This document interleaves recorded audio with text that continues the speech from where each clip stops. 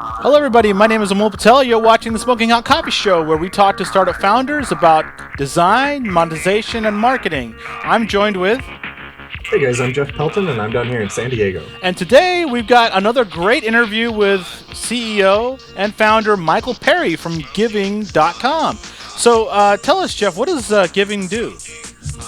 Gving's great. It's a loyalty reward program for retail stores. Okay. So a lot of them are small eateries and cafes at the university, all the places you can eat lunch on campus, places like that. Okay, so if I'm a kid, I'm in college, and I'm buying a coffee at my local coffee shop on campus, they've got an app that basically will reward me for shopping there. Am I right? Yeah, exactly. One of their big partners, I believe, are Ben and Jerry's. Oh, wow. So they use Giving to offer buy 5 cones, and the sixth is on us. So Okay. it's what you would usually get from the punch cards that I've got in my wallet, except you can do it through your iPhone. That's great. And That's so great. that really helps the retail locations, and they've started to further engage with those relationships. Well, Shopper. Jeff, as you know, this whole space is really hot. There's a lot of competitors in there. What do you think separates Michael from the rest of the big guys? Man, this guy has got passion for what he's doing and hustle. Yeah. So he's a non-technical founder. Yeah. He's up in Silicon Valley. Yeah. But I think he tells us he knows this space pretty well from his history and past and relationships that he has. A lot of people, family around him, others that have small businesses, and he really yeah. cares about it. Yeah. I'm in the same place. Like I've known some family and friends who have owned small businesses, and I just, this is why we're on the show, right? Right. Like startups are the internet version of small business, and we really applaud and adore all of these people that are trying to, create their own destiny. And Listen, so no one's really like cracked the nut of how to make that experience digital, how to get these cell phones that all the, everyone's carrying around, how to enhance that relationship. And I think that's what Giving's going after. I have to tell you, Michael's passion and his drive is infectious. I mean, I was pumped up just watching him and just listening to him. This guy is hustling, and being a non-technical founder in Silicon Valley is not easy because there's a lot of technical guys there. They value technical expertise. A lot of angels, a lot of investors look for that sort of new tech. And being a non-technical founder, especially in that area, has a whole host of challenges that he talks about in the interview. Yeah, it's sort of an expectation up there that everyone comes out of Stanford with an electric engineering degree or something. Right. But this guy didn't, and luckily he found himself in like a co-working place or was an incubator with a bunch of other startups. Yeah. That helps, I think, as well. So he tells us a lot of the tips that he's used to navigate around that and. How he is working this startup. Yeah, and I thought some of the tips that he shared about getting a technical founder I thought were really good. I really appreciated some of the candor in terms of the issues that people face in Silicon Valley, the being getting funding, getting technical co-founders, finding a space to work out of, even getting corporate partnerships. All of the stuff we covered in the interview. It's fantastic. Whether you should even take funding, right? Whether you should take funding, all of he talks all about that. He was very open and very honest about where he's at and some of the early mistakes that he made and where they're iterating and whether they're focusing. He doesn't like the word pivot, and so I think there's a lot of information, a lot of knowledge that you can impart from this interview. So with that, let's cut right into it. All right. What are you doing today? I'm doing fantastic, thank you. I'm ridiculously excited about being here today. I got to watch some of your guys' videos, and I was like, shit, this is like a great opportunity. This is pretty serious. Very cool, very cool. Yeah, we appreciate it. We've been cranking away, man. We're firing on all cylinders. We're trying to really get at the nitty gritty of what it takes to get out there and get started. So go ahead. Why don't you give us a little background on your startup? How long you've been doing this? Are you funded? Sure. All that kind of thing. Sure. So I've been working on Gving full time for exactly a year. I started working full time at the very end of April, but we started working on the project, sketching ideas on paper February 2011. So it's gone through a lot of refinement. It's been a very interesting journey, to say the least. I'm a non-technical founder here in Silicon Valley, trying to earn some street cred. As you know, it's fucking difficult to crush it out here. Yeah, no, that's there's so much competition. Founder that can hack it. There's so much competition for developer talent. Being a non-technical founder, it's got to be extremely difficult. Have you found any technical talent there, in the valley, or are you doing this remotely? How are you doing it? Yeah, so I mean, I was really fortunate to kind of corral some friends together to kind of build this out with me, and I've taken, obviously non-traditional route. I quit my job where I was previously at to become a technical recruiter. That's how we got our mobile developer to come and hack Gving. We basically interviewed people, telling them that they're coming in for different jobs, and slyly start bringing up the discussion of, I'm working on a side project as well. Whoa! This is good. This is a good little hack. Okay, so definitely. yeah, so you were a technical recruiter, so obviously you kind of know where these guys hang out, how to best approach them. Give us a couple of inside tricks of finding some technical co-founders. Yeah, so I mean, I was really, really lucky to the fact that I built a relationship with this guy that was working at Amazon, and I was trying to, at the time, he was an Android developer, and talk him into taking a job at Jawbone, and he was just not having it. So finally was like, hey man, like listen, I'm really ambitiously trying to get this product launched. I got some great ideas. This isn't my first giddy up. I actually did a project before this with one of my best friends who ended up leaving to go work at Kickstarter. Okay. So I had like a little bit of street cred from being able to get stuff off the ground and assemble teams. Okay. And he put me in touch with one guy, who put me in touch with one guy, who put me in touch with one guy. Okay. And that's eventually how we found Pranab, our mobile developer, who's been with us since day one and still building a great product for us. And he's obviously in the valley. He's not like in India or wherever. No, everyone is here in San Francisco. Okay. Our Android developer who did some contract work for us, he's out of New York. Okay. But, everything has been here on the soil. I have mixed feelings about offshoring work.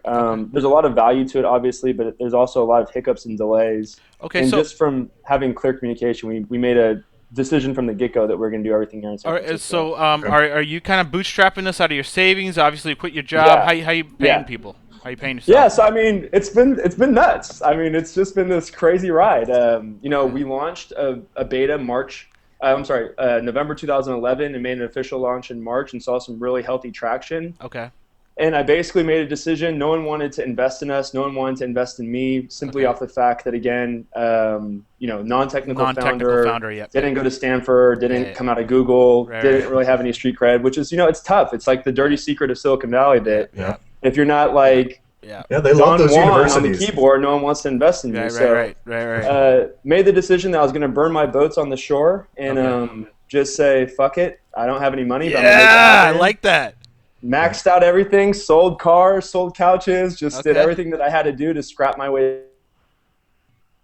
through. And, was really blessed and fortunate enough to get some great advisors who are really seasoned Silicon Valley individuals who have invested a little bit into us to keep us going while we continue to crystallize the vision. All right, so just how much more runway do you got? I mean, are you break even? What's the situation? Oh. Froze on me for a second. Oh, sorry. I said, how much runway do you have left? I mean, are you at break even right now? Are you still burning? What's the situation? Yes. So we're burning. I mean, we're generating some revenue, which has been fantastic. I mean, that's really exciting. In December, we started making some money. Okay. So we're really proofing out and validifying our business model. Right. And we're seeing growth over growth over growth for the last 4 months. Awesome. We had an increase of about 17.5% in revenue last month. Okay. Right now, we're good until about August on the cash flow. Okay. We're in a process right now where we're raising and talking to some people right now. Okay. I think that we had big setbacks, of course, just because our biggest mistake that I think a lot of entrepreneurs don't realize until you start to kind of panic is how fast you need to move. Right. You think that you really need to work on ideas and get them perfect before you kind of get criticized and put them out there to the public. Right. But I've become a firm believer on quick iterations and just moving as fast as your feet can take you. And it's allowed us to, learn from a lot of our early mistakes and build a product now that's really kind of worth investing in from a venture capital standpoint. Okay, so give us an example of a big mistake or some iterations that you guys made.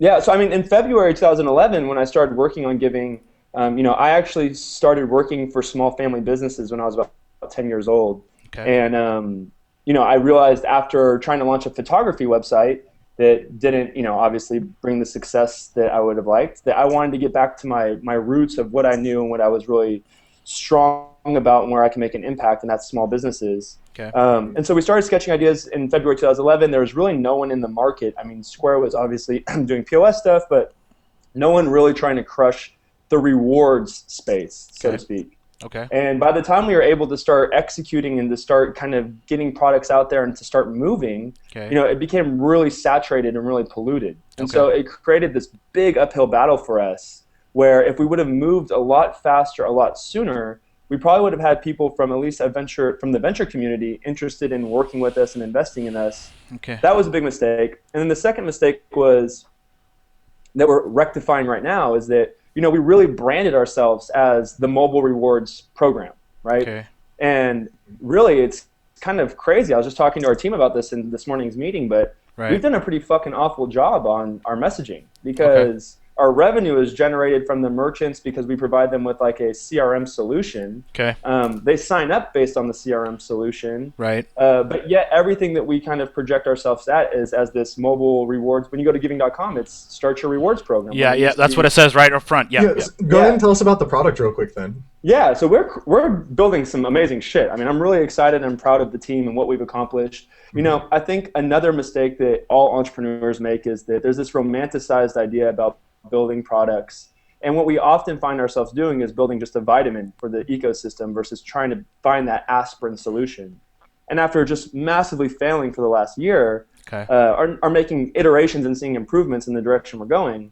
We're building this CRM solution for businesses essentially to corral all their customers in one spot, to manage all their customers in one spot, and to message those customers and update those customers to drive sales and bring them back in the door. Okay, so let me put a pause here. That's a big vision, man. That's so many types of businesses, so many different sizes of businesses, so many verticals.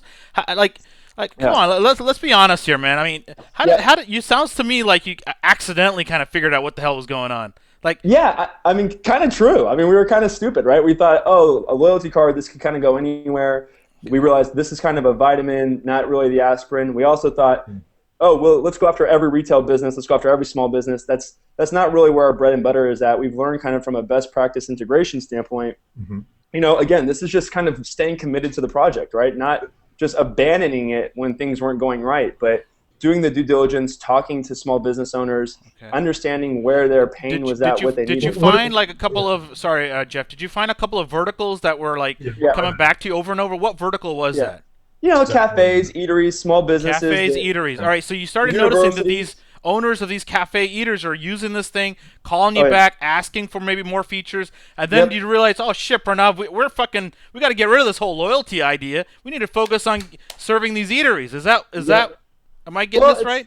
You're getting there. Yeah, I mean, we don't want to completely abandon the consumer app just yet. I think that it's more so we want to focus our time on building a product for merchants that really serve the purpose, right? I mean, it's really hard to hit two moving objects at the same time and be the best at it. Right. So we've developed a consumer app. It works. It does great. It feeds the CRM, right? We use the app to collect customer information and allow merchants to message those customers directly back to the app. But definitely from like a feature set, we're spending our time trying to crack the nut in terms of what do we need to build to help drive and increase sales. And it doesn't just happen with the rewards app, but helping spread that funnel a lot larger in terms of where they can create customer engagement. How do you see yourself fitting with the massive ecosystem of power players like Square? Yeah. I mean, it's a super fair question, and that's where we get a lot of pushback from people is like, holy shit, bro, like $1 billion space, no one has cracked it yet, no one's won it, but like, fuck, you better figure it out fast, and you better figure out how you're going to win because the window is getting small and the breathing room is becoming limited. Right. I think that the way that we're doing it is just based on the CRM approach right now and the vision that we have is, part of the problem is that it's so fragmented, right? There's so many great products out there, and merchants aren't necessarily committed to one. And so you go into a business and they're using Square as their register, they're using Gving as a rewards program, they're using Belly as a rewards program, they're using Groupon deals, they're using Google. So they have all these technology points. Right. We want to make sure that we can be the product from a CRM perspective that consolidates all that data so that they can make the best use of it. Right. So it's not necessarily trying to challenge Square, but how can we build a product that works with Square? Exactly. That's what I was wondering, how that connection would work. Let me ask too. You mentioned that iterating is the key. Something you say that you maybe didn't do enough early on.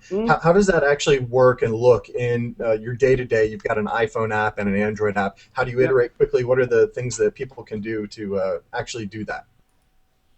Yeah, so I mean, this is where we've just massively learned, right? And we're becoming more seasoned in realizing where we should be prioritizing. And I think that that's an early mistake. Lots and still even seasoned entrepreneurs don't want to kind of address and bring to the table. Like, fuck, we need to be prioritizing here, not here.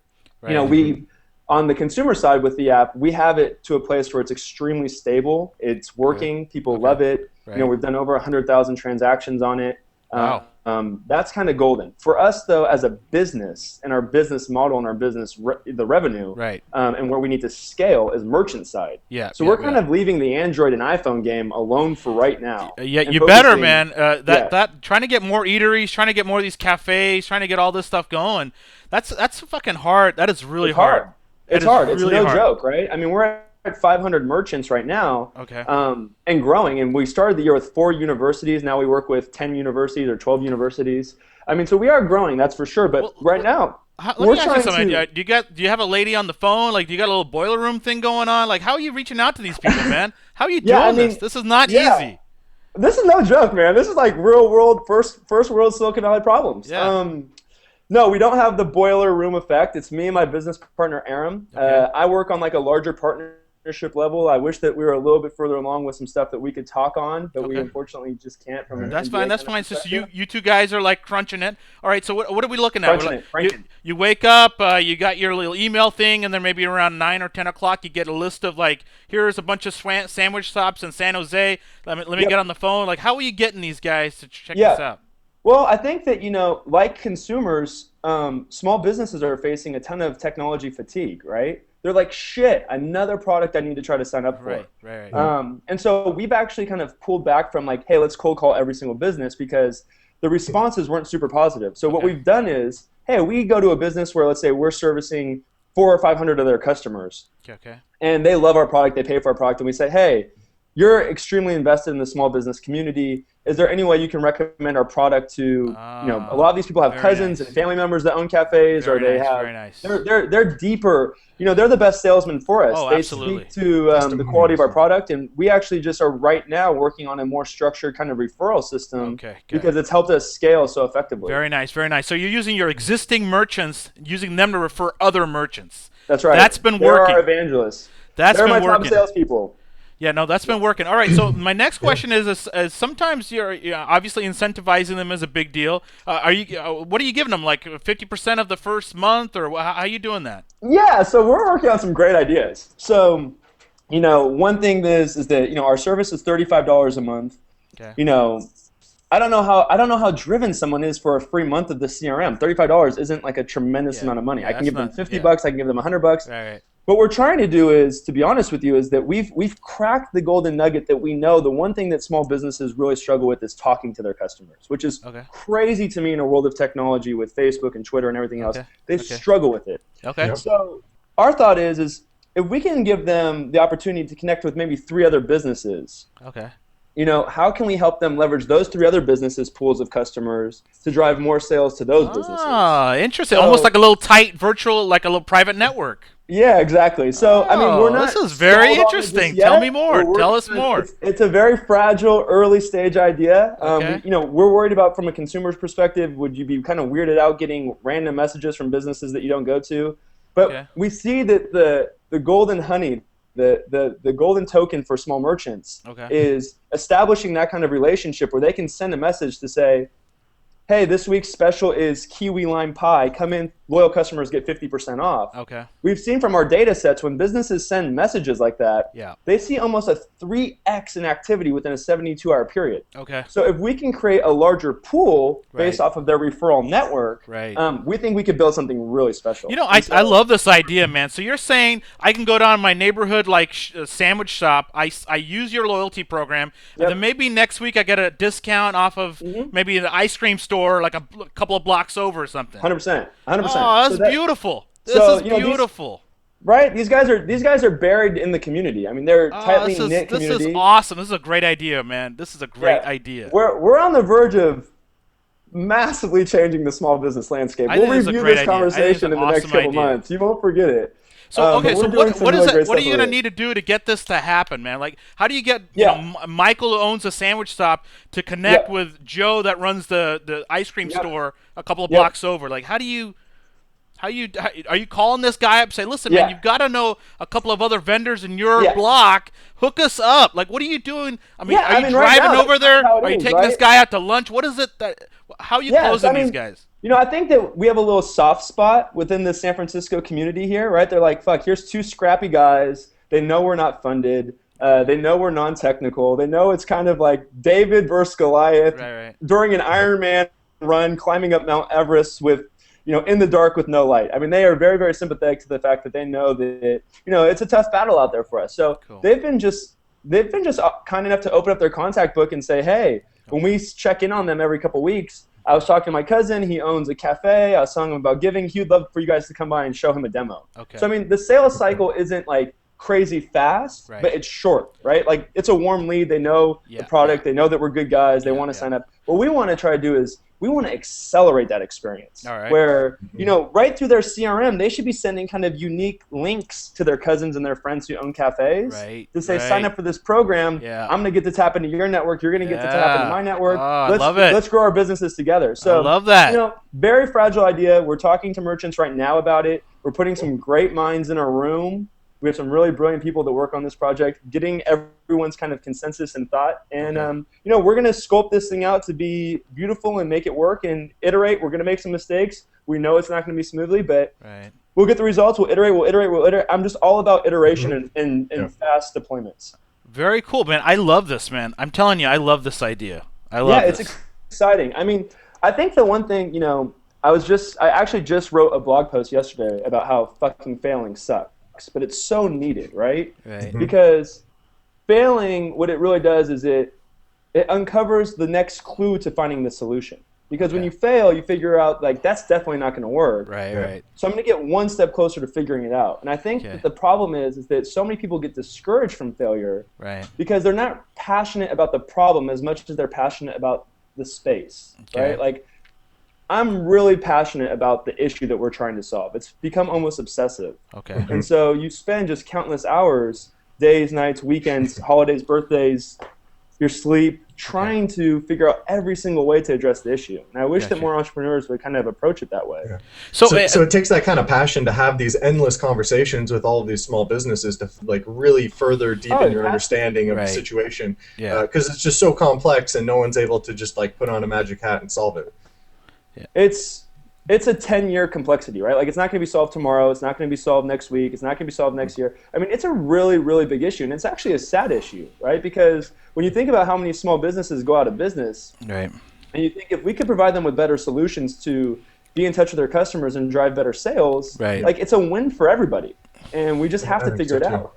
Yeah, so, I'm really passionate about this space too. I think it's great. Like, what do you think about some of the guys like Groupon? I was never a big fan of Groupon. I mean, that's kind of like why I started my business, to be honest with you. Like, I had a lot of family members in small businesses. I had a lot of friends that own small businesses. And, it was built on like a little bit of a false promise. Like, hey, customers will come in. They'll be super excited. They'll keep coming back. But, I mean, we all know that those are deal seekers, not loyal customers. And so we wanted to build something that was going to filter out the noise and help find that very select group of people that, are inspired to come back to your business and make more purchases. And I think that we're starting to really uncover the way of doing that. Yeah, absolutely. I think it's a 180. I mean, I think the whole Groupon thing was really actually a big burn on a lot of people so far. I mean, the expectations. Well, they ruined it for everybody. And we're so passionate about these small businesses succeeding because it's like all of our friends and family all around us, everyone trying to do this. And obviously why we do the show, we want people to control their own destiny. Absolutely. And, Groupon was supposed to help them, and it kind of sold them a bag of lies. Oh, man. In a lot of ways. So I really adore what you guys are doing. I appreciate it. I have to tell you though, one of the things Groupon did was they had a big, massive sales forces calling on these businesses, getting them on board. If you need to scale this, bitch, you're gonna really. I mean, I love this idea. You're going through the entrepreneurs themselves, getting the warm leads, trying to close them, following up with all these guys every few weeks or whatever it is to find out when they're ready to go ahead. We got some experience with the platform. Now we're ready to give you some warm leads. I mean, I love this whole idea, man. I just what is it going to take for you guys to get some new sales Critical guys, mass. get some more money in? Yeah. No, I mean, to be honest with you, like you just really hit something nail on the head, right? So Groupon 100% proved out. Hire 5,000 salespeople, shove them in a warehouse, and we'll scale the shit out of this. We'll go to every single country in the world. We also learned that that's not the sustainable way of doing it, right? Yeah. And salespeople are really, really expensive if you don't have an ROI on that investment. Right. And especially from an acquisition standpoint, they don't bring a lot to the table. So we have to be patient enough to think a way of how can we scale effectively without bloating our team to 5,000 people. Okay. It's a daily conversation. It's an everyday thing that is on my mind and stresses me out and trying to figure it out. Good. It's one of those things that I think it's another thing that you have to be committed to realizing that, there's kind of some shortcut ways we can go about doing this. Right. Mm-hmm. But is it something that's going to build a business that's going to make a massive punch in the face? Okay. Are you talking about hacks? All of the growth hacks that are spoken of recently, or what are some of the shortcuts? There's all kinds. Yeah, exactly right. So there's all kinds of different shortcuts and ways that you can make your business seem larger than life and scaling at the speed of light. For us, you can't fake 100 push-ups. You can say that you have 20 million people using it. You got thousands and thousands of registered users, but if no one's using it, no one's using it. Okay. And, just to kind of elaborate on that, we do want to scale to, there's 30 million small businesses in this country alone that need our service. Yeah. That need to be aware about our service. Right. And to be honest with you, it's just one of those things where as an amateur entrepreneur, we're still working through the paces of figuring it out. We don't think we have the solution yet. Okay. We just know that we're committed to figuring out how to scale. All right. So let me get this straight. So you're kind of pivoting. You're kind of figuring out where you fit with the CRM. Pivoting is such a painful word. Okay, do we have to use pivoting?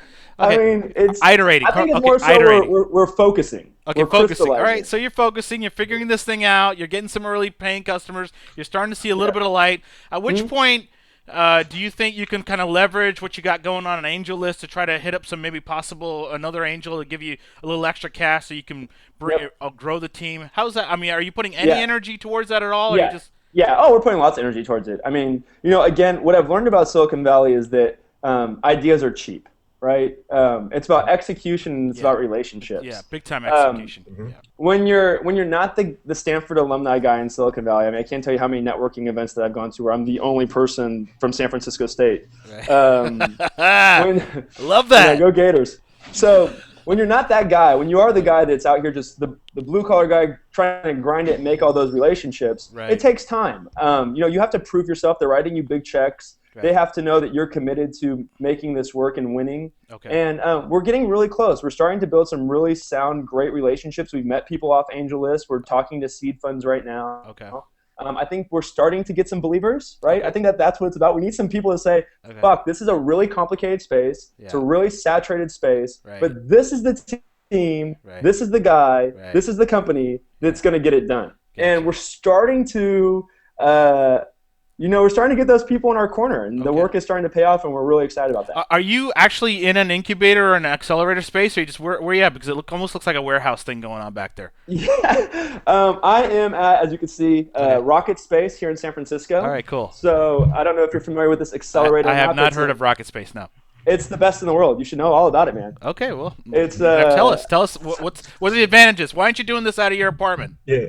So I was out of my apartment, to be honest with you. So I was working out of my living room, and I had met Duncan, the guy that owns Rocket Space, and he said, if you're ever interested in raising money, come and talk to me. I'll see if I can introduce you to some people. So we finally after quitting my job in late April and working like a dog for 4 months and seeing some progress and closing some big accounts. Okay. I went and saw Duncan, and he said, where are you working on all this at? Right. I said, I'm working out of my living room. He said, fuck no, you're not. You can come here tomorrow. I have a desk here waiting for you. Right. So the team moved into Rocket Space, and Duncan's been really a great mentor to the company and to myself. Very cool. And there's 110 of They say the best Silicon Valley startups, seeded startups. I think we're the only non-funding company in here. Oh, okay. 110 companies in here. They're all seed or series. Wow, so you got over 100 startups in there, huh?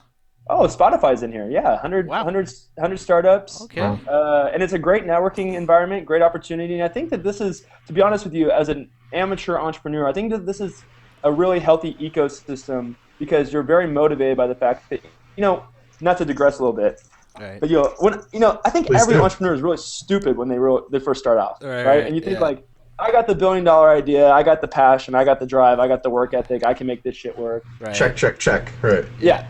That's if you don't have that to start off with, you're on the wrong project. Right. Yeah. So you think that you're going to make it and you're going to be the $1 billion guy, and then you come to an ecosystem like this and you realize that every single person thinks like that. Wow. Every single one. And we all know that not every single person is going to make it. Right. And so what it does is it creates this extremely healthy but unhealthy work ethic where you're like, I'm not going to be the guy that goes home first. I'm not going to be the guy that you're like all in because you realize in one way, shape, or another, every person around me is my competition because not every person they're gets to make busting their butt, man. They're busting their butt. You say, all right. So let me ask you something. So this is, in my opinion, a very heavily sales oriented type of startup. Because you're going after the Soho, the small business market.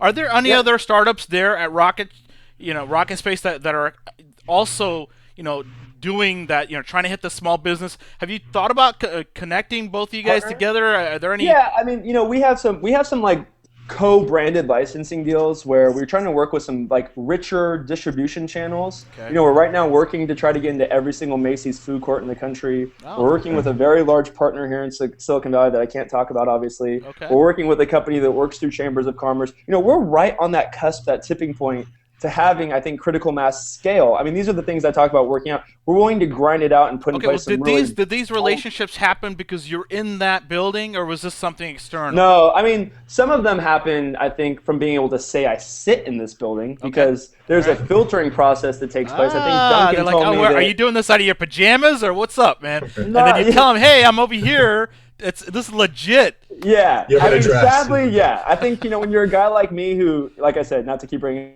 it up, but didn't go to Stanford, to be able to say that your company's sitting out of Rocket Space is almost for them like a little checkmark filter. Like, fuck, you must have something going on, right? Got you. Sure. Okay. So, it's nice that you can invite people, and there's big companies here. Microsoft comes here a shit ton trying to talk to developers to build stuff. Okay. I've had the opportunity to hear Peter Thiel talk here and Steve Ballmer talk here, and it's just a really great place. And I think because it's filled with passionate entrepreneurs, there's a lot of people that can be a sounding board here. You always think your own ideas sound great until you kind of run them by somebody else and you realize that there's a lot of holes in the idea and the thought. Let me ask you this: what's the biggest objection that you're getting from angel investors to give you some cash? Are they just like, all right, we just need to see some more traction? What is the key metric for traction for you? Is it the signups, cafes actually paying you month after month? What is that metric? I'm gonna say something that probably will get me in a little bit of trouble here, but I think that as a whole, there's just not enough bold, courageous enough investors out there, right? I mean, investors kind of are like dominoes. When one domino falls, they all kind of fall. Yeah. You got to get that lead guy to go ahead and believe in you, and then everybody comes in. I have a lot of people right now who are like verbally committed and into making a pretty sizable investment, but they're like, you got to go find an anchor, you got to go find a lead. Yeah, you got to go find a lead, yeah. I mean, it's literally one of those things where you see it time and time again, and especially talking to entrepreneurs. It's if one guy jumps in the pool, they all kind of jump in. Who's the boldest guy to jump in the pool first? Exactly. Our traction is there.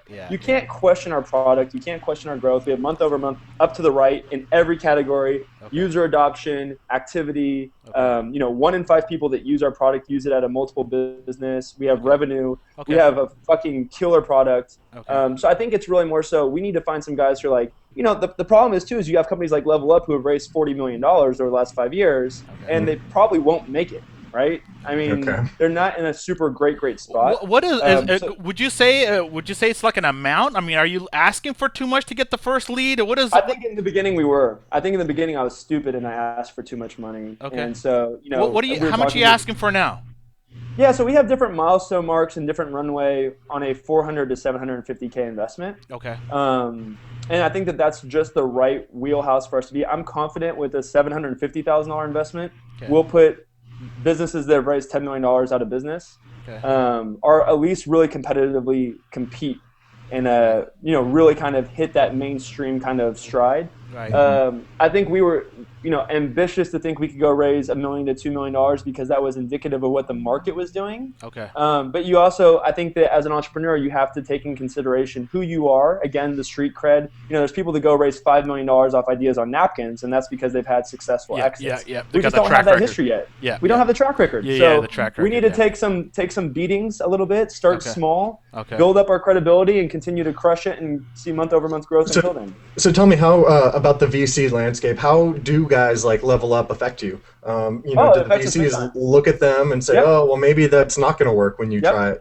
Sadly, tell me about that. The how does that work? It's the Groupons, it's the big companies that have raised, tons and tons and tons of money and still just aren't seeing the growth and adoption yet. Where you're like, well, this company raised $40 million over the last 5 years, and there's people who still don't know what level up are. That's kind of a problem. Yeah, that's a big problem. Like, well, I put $40 million into this company. You're trying to raise $750K. They couldn't make it. How are you going to tell me on $750K you are going to make it? Gotcha. So, I think it just goes down to a couple different things. I think the one thing that's really played and why we continue to punch outside of our weight class is, I have 10 plus years of small business experience. Okay. Dean, our lead designer, his mom owns retail businesses. He has retail experience. Aram was selling snowboards while he was in college. We're a bunch of retail guys who are building technology solutions. Yeah, you know what I'm saying? Yeah, we are the R&D. Yeah, you know the space. We know what the market needs. We know the space inside and out. And so that's what's kind of kept us alive and going is because we're able to kind of, even though we're making mistakes, we're able to start from a better learning curve. You know what I'm saying? All right. So my next big question is when are you guys going to change the site to reflect more of where you're at now with the CRM and all that stuff? Or are you just going to leave that alone for now? No, we look stupid. Yeah, I mean, we look pretty stupid. So we talked about it today in our team meeting. It's like, well, our website says we're a rewards application. We're emailing and updating our merchants on the CRM. They're paying for the CRM, and we're trying to get investors to invest into this, this idea of managing all data and all customers in one spot. We're obviously not doing a very good job. And I think that for us, it's just because we're scrappy and small. We've had to prioritize what we need to build and do. Okay. But it's coming to a point now where it's becoming a bit ridiculous. So, the goal is probably in the next 60 days. Or so to get something up. We're starting to do some wireframing now. We know we're redoing like a business login page right now, so it's much more CRM and messaging and management focused. Have you guys considered any cold emailing to lots of eateries, scraping lists off of Jigsaw wherever and hitting them up and then sending up a little, a 5 or 10 email sequence where you're educating them? Have you considered any of that stuff, or are you going to still continue to do the referral? Because I love the referral thing. Don't get me wrong. I think the referral thing is great to see immediate traction within those businesses. And to just kind of, I think to some extent, that funnel, we can send, let's say, 100,000 merchants an email saying sign up for Gving, but what's our percentage of return going to be on that? Is it going to be 1%? Yeah, I doubt it. You'll have to send like 7. 0.1%. On the 7th one, maybe you'll get them. But the trick is to educate them, right? Yeah. So have you considered any of that whole drip marketing, any of that stuff? Yeah, so we're doing that right now on the university side. So we've seen that on universities and campuses, we fucking crush it because super concentrated areas, students are almost basically forced to use our app. All have iPhones, Yeah, they all have iPhones. There's obviously adoption there. 70% of our user base on the consumer app is under 35 years old. 50% of that's under 25 years old. Oh wow! So it's really a youngsters app right now. Yeah. So within universities, it makes sense for them to pay for the CRM experience. No small business wants to pay for a service if there's 30 customers in there. If you could say you have 300 customers in there, then that's a different ball game. So we're going to places where we know because we're small and our numbers have to continually look good because we're these underdogs. We go to places where we know we can have success. All right, so briefly, just tell me, how are you prospecting for these universities and their cafes and all that? What's the best? What's working for you there? Well, again, we've gotten super lucky to the fact that we get on one business on one university and it's successful, and so all the other merchants talk. Universities is tricky because none of them operate the same. In some cases, the school owns all the cafes and eateries. In some cases, they're just the landlord. Plus, I've heard they're notoriously slow and bureaucratic. I mean, the sales cycles are crazy. it's shit. It's a terrible sales cycle, but it's also a great barrier of entry because once they make a commitment, no one else is getting on, right? Yeah. So you go to a university like San Jose State, where they use Gving, and we just had a meeting with San Jose State last week where in the fall we're going to hopefully be at every business, and at their athletic department we're going to be at every business at UCS Santa Cruz. They're not going to let Belly on campus. What are you doing? Are you mailing these guys massive postcards? Are you calling these guys? No, we're grinding, baby. We're calling. We're getting on the phone. We're making some calls. And on top of that, now that we have over 10 of them, 10 universities, we have some success stories there. Some good war stories. And are you working regionally out? Or are you just hitting different states? How are you doing this? I think that working regionally out is a mistake right now, because I think what that does is that it exposes us. When you start saying, "Oh yeah, we're in," right now we have the Bay Area canvas, right? Like we're at Cal, San Francisco State, UCSF, UC Santa Cruz, San Jose. We're at every school in the Bay Area minus Stanford, and we're talking to them right now. Right. But when you start kind of saying, "Oh, we're at University of Chicago and we're at Texas," then you start wondering, well, why aren't you having critical adoption in terms of the small businesses around that campus? Because what we're doing is we're starting at the campus, and then we're kind of growing off campus. Okay. Sure. And so for us, it's right now just time is money. Execution is the name of the game. Yeah. We don't want to invest a ton of our resources, which our only resource is time, into trying to grow on university campuses outside of California, fail the small businesses, because those are bridges you can't really rebuild. Okay. You know what I mean? Okay. Right. So, we're going to start we're talking to UCLA right now. Okay. We're talking to some schools in Washington. We'll probably stay West Coast for a while. Okay. I flew out in January and talked to MIT and talked to Harvard. Okay. It was warm and accepting, but I think that just having that big distance between us and them, it's really hard to not take the in-person meetings that we need to take. Yeah. And so for right now, we're going to continue to focus on reaching universities and businesses that are a little bit at our fingertips before we try to hit the accelerator and scale. Gotcha. Well, I have to tell you, man, I think this is a great idea. Yeah, especially with their adoption with the younger audience, 20-year-olds. I mean, it's perfect on campus. I mean, come on. And not only that, but those are the kids. That's the future, right? I mean, those are the guys that are going to go open their own small businesses someday. Yeah. So we have the relationship out the bat. I mean, we're not going to move as fast as some other guys. We're not going to be the first to do it. Okay. But when we do it, we'll do it right. Okay. And we're going to win. And we're really excited about the direction we're headed right now and the progress that we're making. And just kind of our execution and the thought process is, it's been tough. It's been learning, but the iterations have been showing the results we want to see. Wow, that's great. For sure. I think what you guys are doing is awesome. I mean, I had to pull out out of my wallet a whole stack of loyalty cards that I have for all these places. Terrible. And you talk about the kids. The younger you get, the less you want any of this junk. Jeff, you should be going down there and signing them up, man. Game on Gving right now. Here you go. Here's your chance. Exactly. Become our ambassador down there. All of these guys, right? Even the liquor store has a punch card for the craft beer that we love here in San Diego so much. Bless their hearts. Yeah, so let me put you on the spot a little bit though. One of the things that we see around here all the time now is Mogul. Sure. And tell us about the competitive landscape for you guys. What's that look like, and how your speed to market? You said you got to be quick. How much is that affected? Those are guys that have raised a ton of money, right? So I actually got the opportunity to go to a dinner event at Silicon Valley Bank and sit down and talk to some of the Mogul guys. They're trying to walk into our territory right now. And again, this is part of our own learning lessons where we're like, hey, a business is probably going to want to use Mogul. A business is probably going to want to use Gving. A business is probably going to want to. Our focus is, maybe we start building, and what we are working on right now and building, a CRM solution that does not even require them to use our app. Right? Tell me you have an API. Consolidate I'm sorry? Tell me you have an API. We are working on an API right now. Awesome. So we're working on some very cool stuff. And again, a lot of that has been because of demand we've gotten from one of our potential larger partners. Okay. But we don't want to try to swim upstream. I think Mogul is doing some interesting stuff. You're going to have people that, the reality of it is merchants aren't going to be loyal to one particular application. Consumers aren't going to be loyal to one particular application. So no one is really winning yet. What we want to do is say, hey, you guys should be using Mogul because it can make you guys more sales. You guys should be using Gving because it can make you more sales. You should be using Square. Use whatever you want. Just make sure that when you're managing the engagement with the customer, you're logging into Gving.com.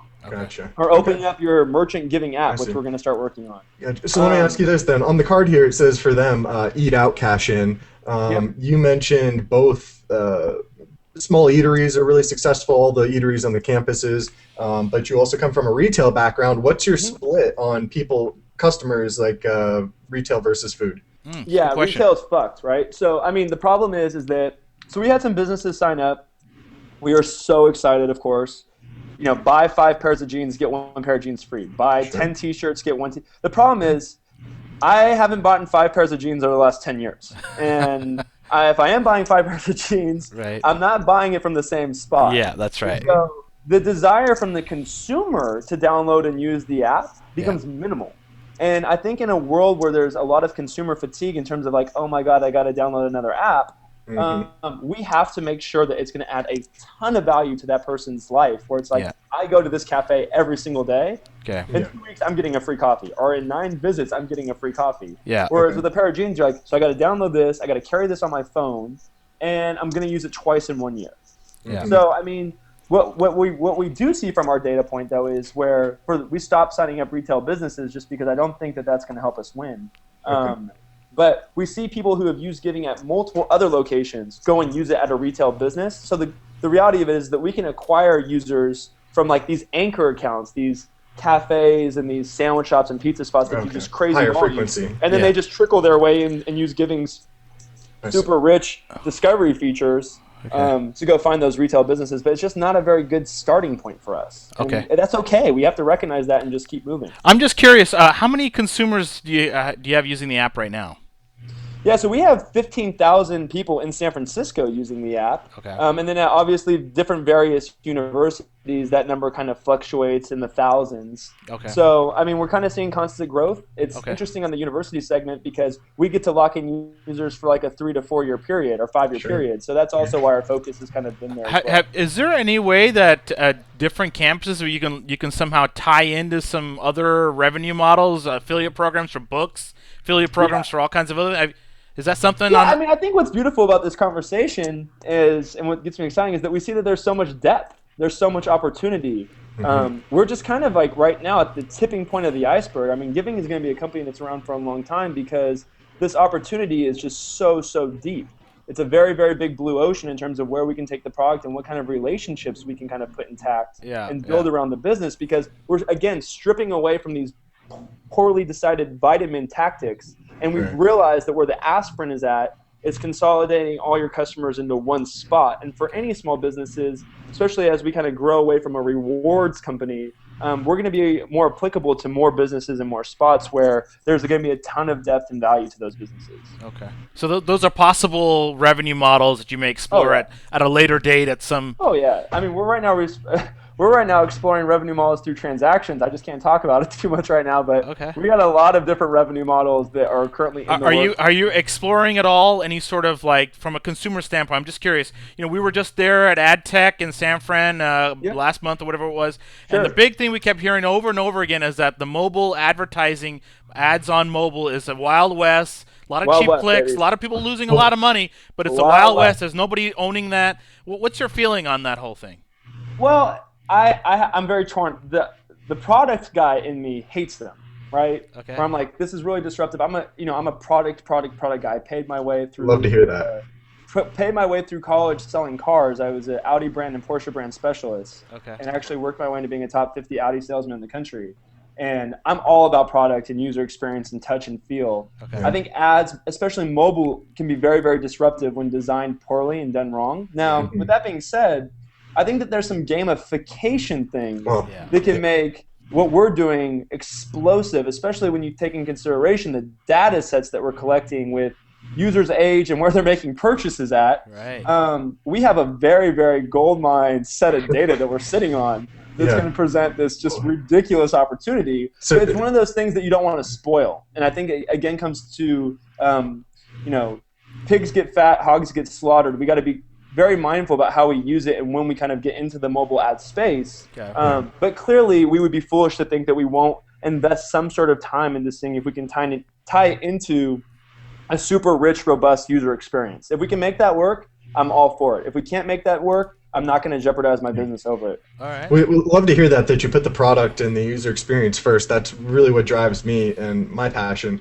I come, as a developer skill set to achieve that. But if you didn't watch the interview, you should check out Session M that we talked to last week. It has a gamification for mobile apps that rewards you with dollars from Amazon and iTunes. Yeah. And they offer an SDK for mobile developers to just plug in for free. Yeah. So you might take a look at that as something interesting and experience for you guys, or even a partnership. But for me, not having seen that experience before, I thought that I was like, wow, like first it provides the gamification, but then right then and there, I think is where they have an ad network. And so they sort of elegantly slipped it in, and I think it might actually make sense that way. It'd be a good one to look at as a someone who's kind of testing reward them for opening up Gving every day, and they have to watch a video, but then they get after like 30 opens, they get like a gift card to Amazon or whatever. Obviously, you're trying to. Obviously, your bread and butter is getting these guys to these cafes to pay for the CRM. But building the consumer side and getting people to engage with this thing over and over again, I think gamification is the way to go. Absolutely. I mean, it has to be the way to go. But I think that there's some super great. So we have a patent pending right now on some gamification stuff on the consumer app. So I wish it was clear. I could talk more about it, but I think that gamification, especially when you have these like utility-driven apps where they're so dull and so boring. I mean, there's nothing exciting about our app, right? We've designed a beautiful app. It works great. It serves its purpose. But I'm the founder, and I only open it and use it when I'm either looking up a phone number for one of our merchants because I get my haircut or want to make a reservation or whatever, or when I'm going there in-store and actually using it. But it's not fun, right? And so these were really, really tough conversations because I think as a bunch of product guys and super consumers, we want to make the app super fun. But unfortunately, that's really not benefiting the merchant. And because we've basically have had no capital to invest into marketing, our user acquisition costs have been basically zero. And the reason that we've been able to organically grow so beautifully is because we have merchants evangelizing our product because we provide them with a great product. And so it's just there's all these moving parts and trying to figure out and sort how to do it right, and constantly stressing about that and where you prioritize the build. I think one of my advisors told me that only the paranoid survive, right? And so we're always looking at the decisions we're making, and right now we're really set and focused on working on the CRM, but we have just so many great ideas and product features on the consumer side. So many. It's so hard. It's really hard. It actually hurts because that's what we want to build. That's what we want to build, right? We want to make it fun where everyone wants to download and use your app, but that's really kind of taking like the ego approach. Yeah, right? I have to tell you, Michael, I think what happened was a little bit of an accident. You're building this awesome product, but then you found out that your actual real paying customers are the business owners who don't really. I mean, they care about the product, but they don't really care that much. I mean, you're being right. I mean, right? So I mean, like, you're spot on. I think unless you're just like some crazy app like Instagram, where you just have like just critical mass consumer adoption, and you don't really have to worry about the business model as much or the revenue because you have all this other shit kind of coming in. And you can kind of go with that old saying, revenue is a distraction. Then you can do just crazy dope consumer shit. For us, we're a real business. We're not. We have to make money. We have to make money. Build our customer base, and we have to build the business. And so, for right now, we're okay because we know that we're gonna crush it. So we can set the consumer stuff on the back burner just for right now until we get this CRM stuff just nailed, and then we're going to come back and revisit it for sure. All right, so obviously getting a couple more universities on board in the next few months is a big thing for you. Getting I don't know, several hundred more, maybe cafes. Once you get enough where you're paying the bills and you're not, where you're at least, breaking even, maybe even pocketing a little extra cash. You're not. At what point can you say you fuck off to the investors, the angels, and just slowly grow and slowly iterate it without taking any money? Well, I think that's the focus every day, right? I mean, I think that sometimes making an investment, I mean, you bring in money because you want to put wind in your sails. I think that it's crazy when entrepreneurs are like, I'm going to build this so I can get an investment. We want to build a business, and if we can continue to sustain and grow on our own and make a lot of money, enough where we can pay all of ourselves and hire people and grow, I mean, every day we're striving for large partnerships. We just signed up 5 Ben & Jerry's. We're talking to Ben & Jerry's corporate right now to go across the country. We're talking to Jamba Juice. We're in Jamba Juice locations here in San Francisco. I like that. I mean, if we could get our big partnership in place with one of these big dogs in Silicon Valley, I will basically say fuck it and just keep doing it myself. Right. I think that every entrepreneur travels a different road. One thing that you get clouded on is that there is not one single blueprint to success, and we're just going to continue to follow our journey and embrace whatever opportunities in front of us. Just month by month, grind it through. Month and month. That's the name of the game. If you don't want to be living day to day or month to month, then there's a million 9-to-5 jobs out there in the world. This is entrepreneurship at its finest. You roll the dice every morning when you wake up, and you just do what you can to make sure you get to go at it again tomorrow. What would you have learned? What would you, if somebody would have told you months ago that helped you get these corporate partnerships? What would you have liked to have known? Like, what's the big surprise has been getting them Ben and Jerry's, getting into some of these larger chains? Yeah, it's so hard, right? Because you love your product. And, when I was selling cars, I was working for my dad, and he used to tell me that I want to sell the car more than the person wants to buy it. And I think that you have to keep in mind that sometimes being impatient exposes how amateur you are, right? And I think that you have to handle the relationship like a seasoned executive and treat your company like a billion-dollar company, doing business with a billion-dollar company. And don't be that desperado out there saying, "Oh my God, we're doing crazy shit. Can we finalize something tomorrow?" I mean, that's not going to happen, right? It's going to take time. Be patient. Be persistent. I was, like all guys, you get just so excited from a knee-jerk reaction that you want it to just happen tomorrow, and it's just not going to happen tomorrow. Rome wasn't built in a day, and you got to just be patient. And you'll get there in the end. So, are you telling me that these big corporate partnerships is a long sales cycle? What are we talking? 3 months, 9 months? What? Yeah, well, I mean, in the case with the big Silicon Valley company that we're working with right now, I mean, we've been engaging and working with them since August. Oh, wow. And we're just now getting really close on a very, very, very large partnership. And when you land one of these guys, is your next move like, all right, I'm going to hit up all those angels that were looking for the lead and waiting for the one lead to come in? Was that what you're thinking? No. I think at that point, when you have a partnership that's that big and you can show that kind of guaranteed revenue, you either use that and make more iterations, or you say, okay, now's the time to go to the next level and hit the accelerator. But let's not raise $750K. Let's raise like $10 million at a really stupid, bloated valuation, because that's how Silicon Valley likes to do it.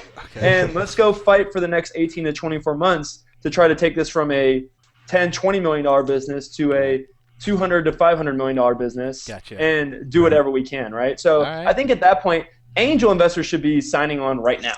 Right? Because it's high risk at high reward. At right. This is the moment. Yeah, right? You're risking, you're hedging your bet right now that me is going to get that big partnership and make shit happen. You say no now. When I go get the big partnership, I'm going after the bigger guy. Exactly. Yeah, you're not talking to these guys anymore. Yeah, I don't need these guys anymore. You don't need them. I'm going to go after a Series A fund and say, I need $5 million.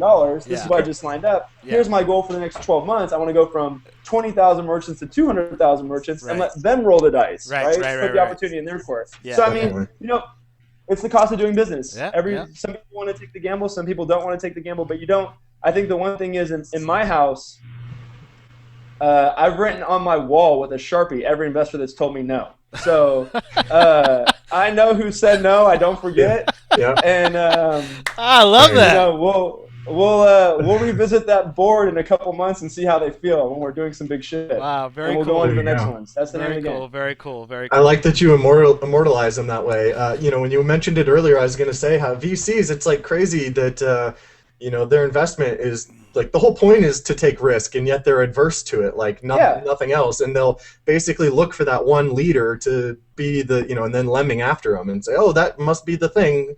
But hey, really the risk is the reward. You guys talk to tons of entrepreneurs every day, right?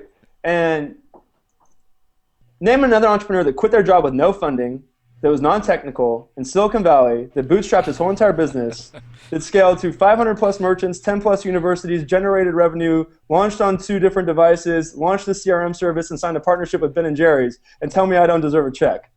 Right? So, I mean, I want to make sure that I'm reminded of the people that have discounted our abilities as a team, because we're not going away. We're just going to continue to grow. I like it. I love it. Commitment that, Christopher Columbus didn't leave Spain and said, fuck, when the waters get rough, let me turn back. If men are falling overboard and wood is breaking and there's no more anchor, you just keep going. And I love it, man. The startup hustle. I love it. We're not going anywhere, and we're very excited about what we're building. And, I think that there's some, like I said, some angel investors right now and some seed funds who are just awesome guys. They get it.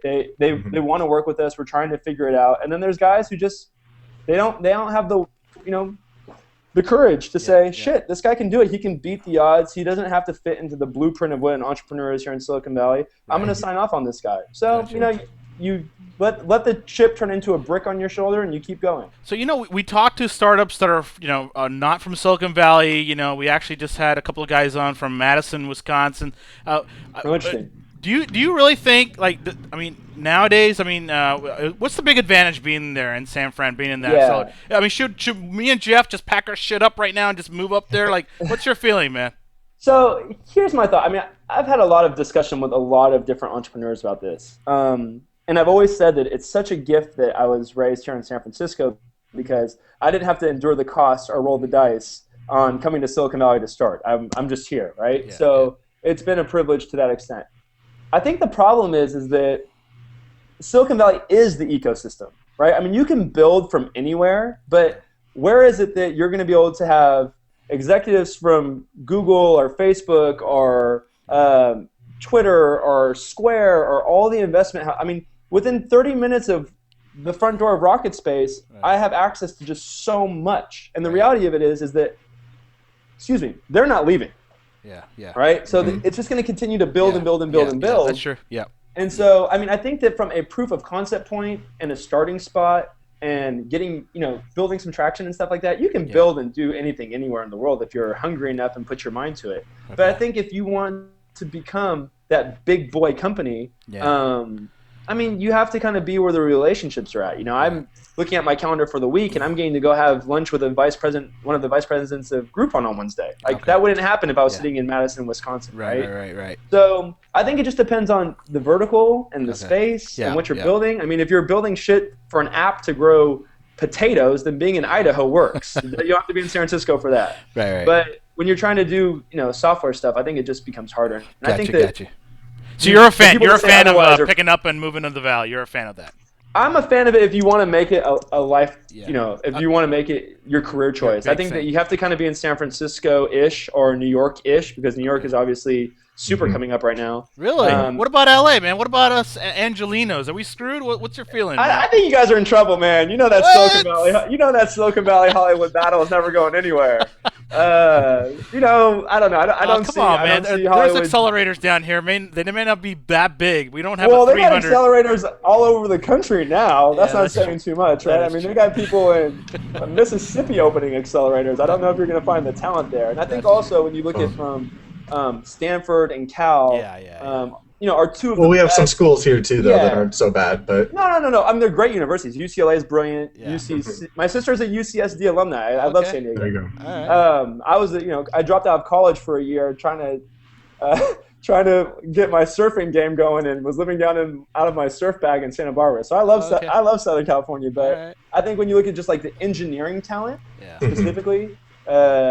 And the fact that people gravitate to coming here to launch their investment careers and all that other shit, it's just really hard to get away from. It is. There's no question. It's the big dog. Well, why are you so bullish over New York, man? What's your what have you heard that I'm not hearing? Oh, I think New York is happening. Yeah.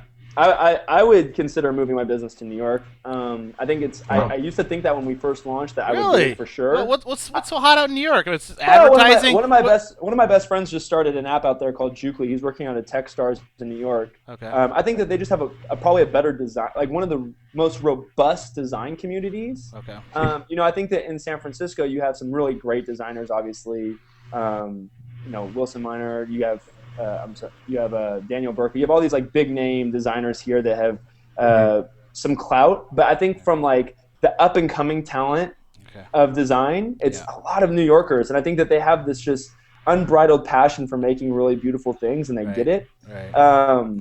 But I don't know. I think that from building a business and having that kind of like access to capital, it's a little bit more Silicon Valley-ish. Oh, there's no question. I think New York is starting. I think New York is starting to build a pretty big scene. 500 startups just moved an office out to New York. Techstars is now in New York. Okay. Mesa Plus, which is an investment house, is in New York. There's all kinds of players. New York is gonna make a shift big time. All right. Watch in the next 24 months. It's going to be pretty serious. All right. We'll have to keep an eye on that. All right. You watch it, baby. It's coming. All right, cool. Well, listen, Michael, it's been awesome, like chatting with you. This is great. Yeah. You got like the fucking hustle. I love that shit. Hey man, when you gotta. I just spoke at San Francisco State like 2 days ago, and I asked them how many people in this room work a full-time job while you're putting your way through college, and every single person in the room raised their hand. Oh, right? wow. So Okay.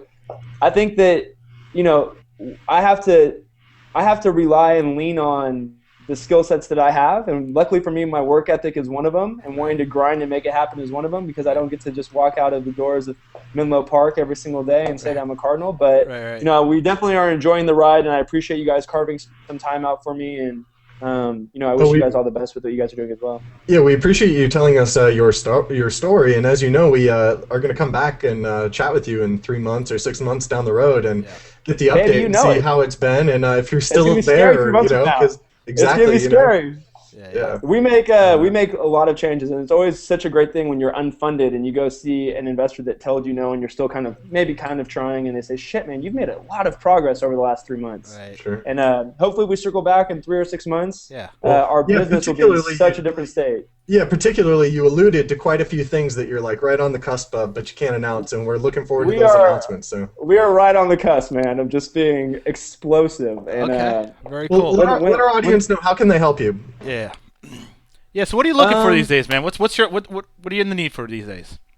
I think just general support, right? I mean, one of our biggest weaknesses is that we are underdogs, and anyone that's willing to rally in our corner a little bit and want to support our business and what we're doing, or anyone that wants to talk about entrepreneurship as a whole, I love discussing it and talking about it, and just I'm always looking to make a friend. Just keep building your network out, and unfortunately, outside of that, success isn't too forgiving. You have to kind of do the work yourself. Yeah, you got to bust your balls. Yeah, no, there's no question. You got to do the push-ups. Yeah, you got to do it. So listen, if somebody wants to get a hold of you, what's a good email? Yeah, Micheal, Michael, at gving.com. That's giving.com, not gv.com. That's giving.com. Okay. And my Twitter handle is at Michael Perry. Okay. And I'd love to just talk to whoever wants to chat and be friends. Very cool, very cool. I wish you all the luck, man. I'm looking forward to catching up with you again in a few months. You will, I promise. Looking forward. You guys have a great day, and thanks again. All right, guys. All right, cheers. See you online. Bye.